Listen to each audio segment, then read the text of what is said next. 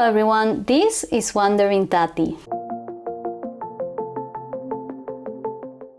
You know, in the past years there's been an overabundance of tourism in some of the most well-known cities, like Barcelona, Amsterdam, Venice or Prague among others. It is referred to as over-tourism. I will leave some articles in the description below so that you can read more about it. But just to explain briefly, over-tourism is defined as many tourists visiting a particular place simultaneously, which has resulted in the falling or unacceptable quality of life. It can lead to such things as the destruction of flora and fauna, incrementing the amount of waste, or the raising of housing prices and rentals, as most owners place them in Airbnb rather than rent it long-term to residents. I can for sure attest to that last effect. I cannot tell you how much I suffered in order to find a place to rent long-term here in Spain. The number of visitors in Amsterdam, for instance, doubled in 20 years. The number of tourists in Barcelona quadrupled in merely a decade.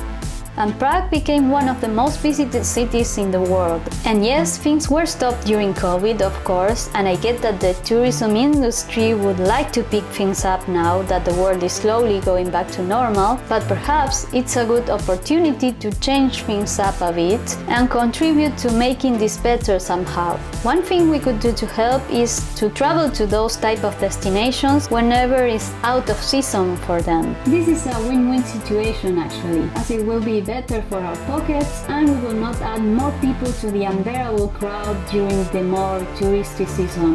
Another option I really like is to start visiting cities that are not so well known. There's plenty of beautiful places with great history and attractions to visit that are out there but we might not consider. I thought I would contribute to this, making a list based on my own experiences. And of course let me and everyone else know in the comments below if there is another city that you would recommend.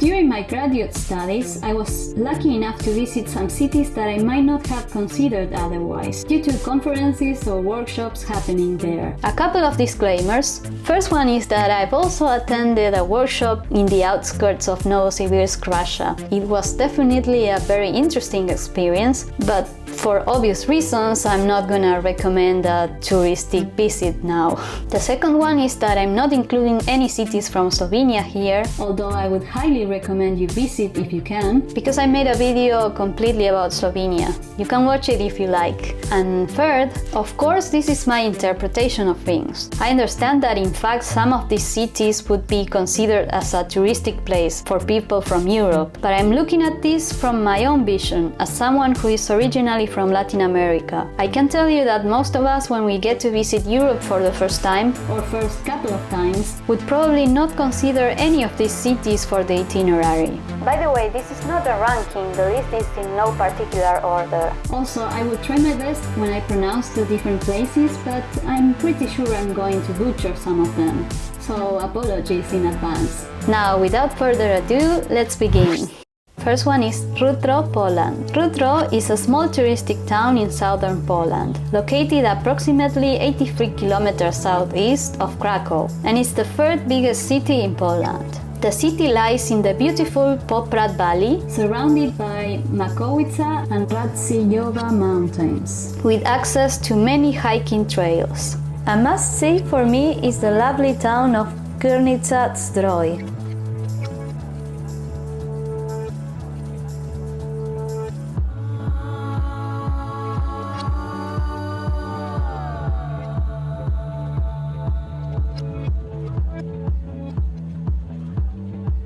You can also visit the Beehive Museum Kamiana nearby, or the Museum for Pope John Paul at Stary Sach.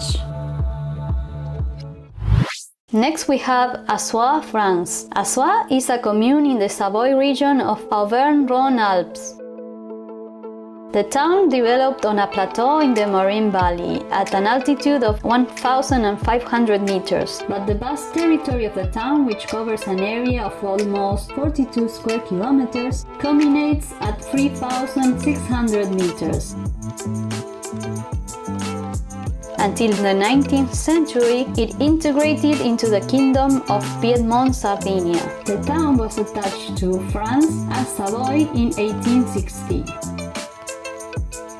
Becoming a family ski resort since the 1970s, also very attractive in summer, Assois has been occupied since the first millennium BC. With nearly 700 inhabitants, Assois is located at the gates of the Vanoise National Park. Its historical and natural heritage and its varied leisure offer makes it a wonderful destination to visit. Next, we have Belgrade, Serbia. It is the capital of the Republic of Serbia and the former Yugoslavia, as well as the largest and the most populated city in the territory of the former Yugoslavia. It covers an area of 3,222 square kilometers, occupying 3.6% of the territory of the Republic. Built at the confluence of the Sava and Danube rivers, Belgrade is known as the Gate of the Balkans and the doors to Central Europe. Serbia's capital is one of Europe's oldest cities. Ruins of a Neolithic settlement have been found nearby. The city possesses a rich cultural and historic heritage, which is reflected in its many museums, including my personal favorite, the Nikola Tesla Museum. Tickets are 800 Serbian dinars, which is a bit less than 7 euros. There's an English-speaking tour given by students from the Belgrade University's engineering department.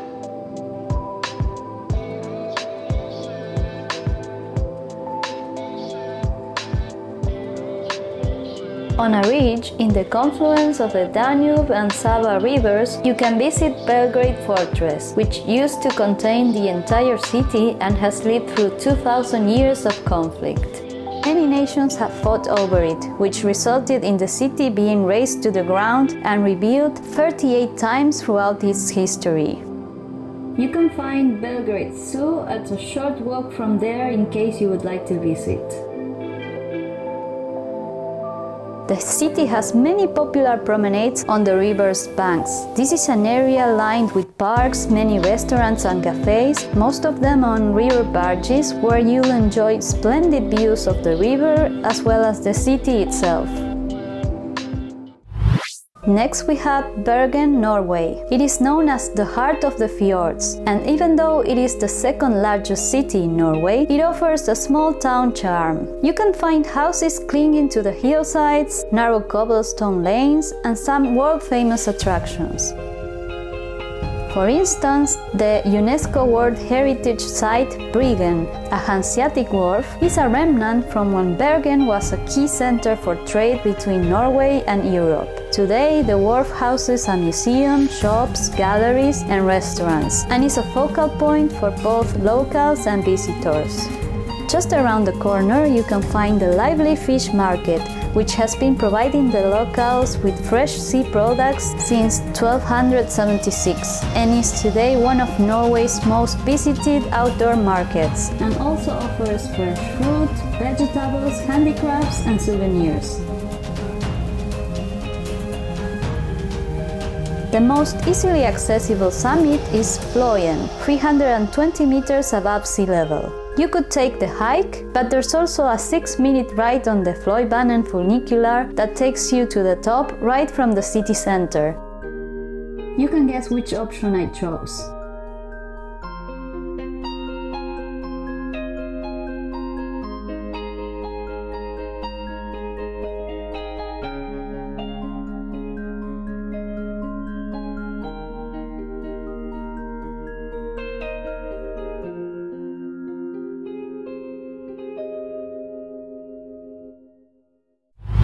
After that we have Garniano, Italy. Garniano sul Garda is set on the west shore of Lake Garda, in the middle of the Parco Alto Garda Bresciano. This locality is the largest of Lake Garda in the province of Brescia and is made of various small villages. Lake Valvestino, a small lake among the mountains of the Valvestino Valley, is part of the municipal district of Garniano. Its landscape is varied and offers fantastic contrasts with the lake, the plain, the hills and the mountains. I would highly recommend you take the funicular from Malcesine to the top of Monte Baldo. The view is incredible. If you're up for it, you could even go paragliding. And if you're lucky, you get to see the alpacas with fabulous haircuts.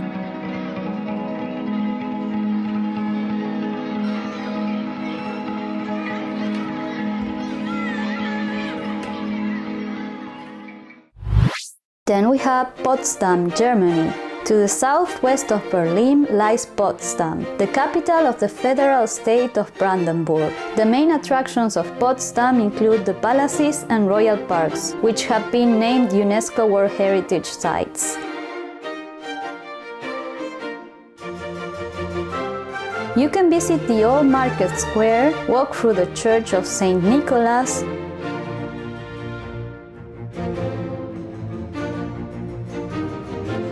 and the reconstructed Old Town Palace.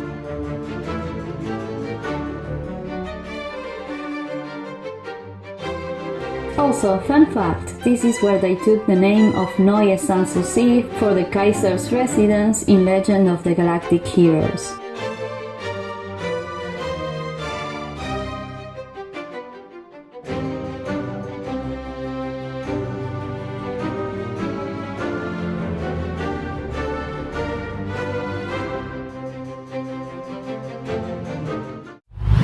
After that we have Graz, Austria. Graz is the second largest city in Austria. It has around 300,000 inhabitants.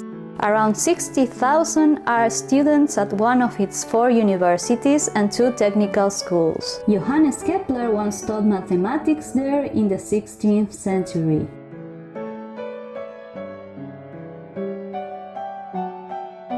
You should definitely visit the castle Schlossberg and its Uhrturm. The entrance is free. You can climb the many stairs you can see here, or take the Schlossbergbahn, which is the train, or the Schlossberg lift, which is an elevator, as I did, for €4. You can get to the top in one and return in the other, with no time limit.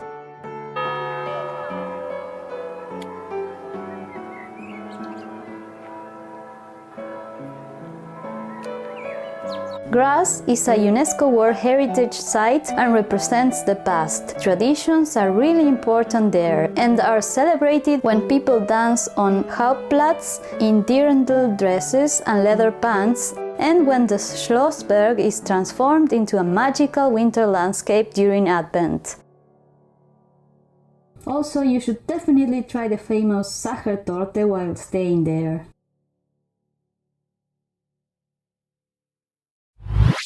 Next we have Rigi-Kaltbad, Switzerland. Rigi-Kaltbad is a resort in the Swiss Alps, located in the canton of Lucerne. The resort sits on a sunny terrace at the elevation of 1,433 meters, overlooking Lake Lucerne above Begis in central Switzerland. The locality is part of the municipality of Begis. It is located on the flanks of the Rigi and is connected to Bitznau by the Rigi railways. It is also connected to Begis by cable car. This place was also the terminus of the Rigi-Scheidegg railway. Today the line's track bed, which is 6.7 kilometers in length and includes a tunnel and several bridges, is a rail trail that serves in summer as a panoramic footpath and in winter for cross-country skiing. Finally we have Pula, Croatia. It is the largest city in Istria County, Croatia, and the 7th largest city in the country. Located at the southern tip of the Istrian Peninsula with a population of 52,411 in 2021. One of the most beautiful squares in Pula is the Forum Square. It is the former main square and is located directly in the ancient city center. There is an 8-meter high triumphal arch, a structure that dates back to ancient times and has been built between 29 and 27 BC by the Roman Sergian family as a kind of monument. Another place to visit is the Temple of Augustus. This structure dates back to the 1st century BC. The function of the temple has changed over time. First, it used to be a Christian church, then a granary, and today it serves as a small museum.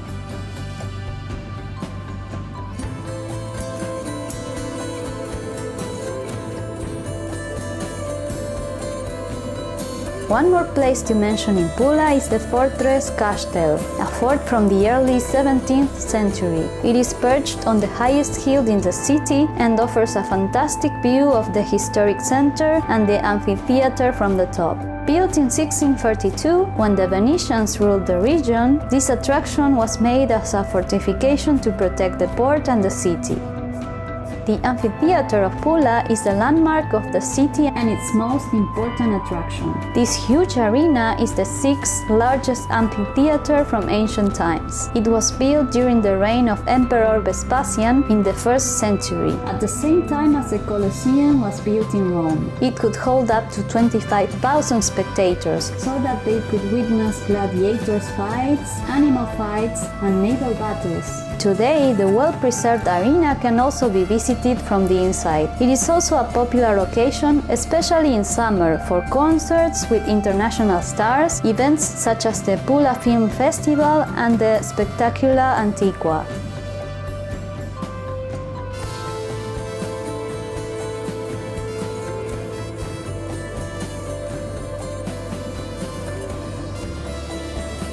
So that concludes my list of not-so-touristic places in Europe. Any of them would make a wonderful vacation spot, so I hope you would consider visiting them. If you enjoyed the video and found it useful, then please hit the like button to let me know. And please let me know about you in the comments. What are your thoughts on over-tourism? Is perhaps your own city experiencing it? What is it like? Do you think that a possible solution for over-tourism would be to just live inside the metaverse and only visiting cities that way? And on a lighter note, would you consider visiting any of the places I showed you? Is there another city you would include in the list? Please let me know so I can pay a visit in the future. And don't forget to subscribe and hit the bell icon if you would like to be notified whenever I upload a new video. Anyway, thanks a lot for watching. Until next time!